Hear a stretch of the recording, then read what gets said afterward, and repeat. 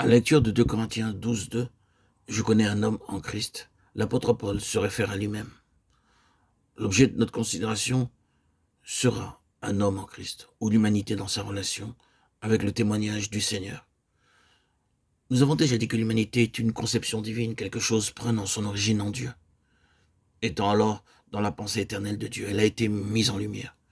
Il n'y a rien dans toute l'Écriture qui montrerait que Dieu, à une certaine période, à un certain stade, mettrait fin à cet ordre des choses, pour le remplacer par un ordre angélique ou une certaine autre conception de son esprit pour habiter ou occuper sa création.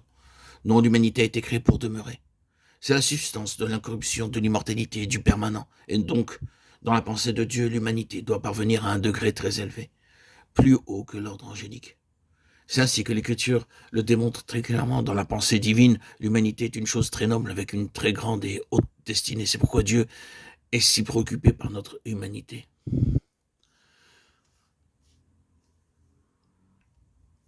La pensée concernant l'homme est devenue un peu obscure. Il y a beaucoup de confusion dans notre conception de l'homme.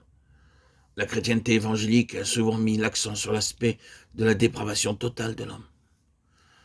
C'est une doctrine fondamentale de la position évangélique. Je n'ai rien à redire à cela.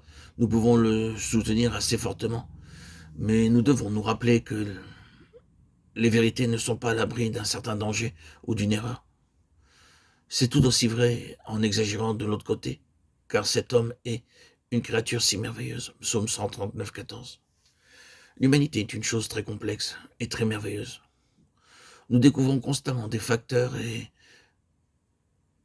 des nouveaux domaines dans l'âme humaine, et c'est l'âme de l'homme qui est le cœur même de cette humanité.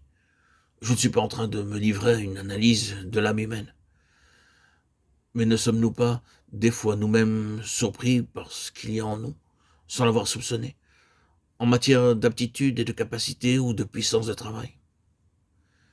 Il y a deux aspects à cette question de l'humanité.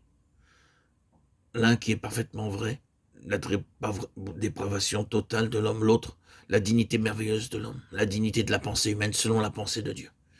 Et ces deux choses ont besoin d'être contrebalancées, car beaucoup de maux pourraient en résulter. Ainsi donc, ce concept doit être corrigé pour pouvoir saisir réellement la pensée de Dieu concernant l'homme. Prenons bien garde à cela. Considérons attentivement ce qui, si souvent, cause un déséquilibre, cette conception étriquée de l'homme concernant la croix. Nous donnons une grande importance au côté de la croix liée à notre identification avec Christ dans sa mort. Par cette mort à la croix, nos péchés sont ôtés. Il y a aussi la mise de côté d'une sorte d'homme, c'est absolument vrai. Il n'y a rien à redire en cela.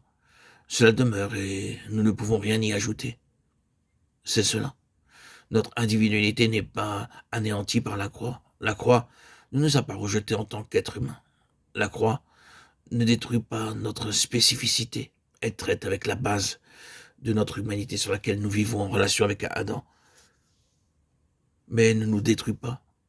Et nous devons être très prudents pour ne pas introduire la croix dans des domaines où elle est supposée ne jamais devoir être portée. Certaines personnes semblent penser que saisir ce que représente la croix de notre identification avec Christ dans sa mort et son ensevelissement signifie que d'une manière ou d'une autre, nous devons disparaître de l'univers sans ne jamais plus paraître ou être reconnus ou ressentir quelque chose. Et qu'il doit y avoir une sorte de vacuum entre notre existence même et ce monde. Que nous devons marcher comme si nous n'existions plus du tout. La croix n'est pas le moyen de favoriser l'ascétisme, ni de l'introduire.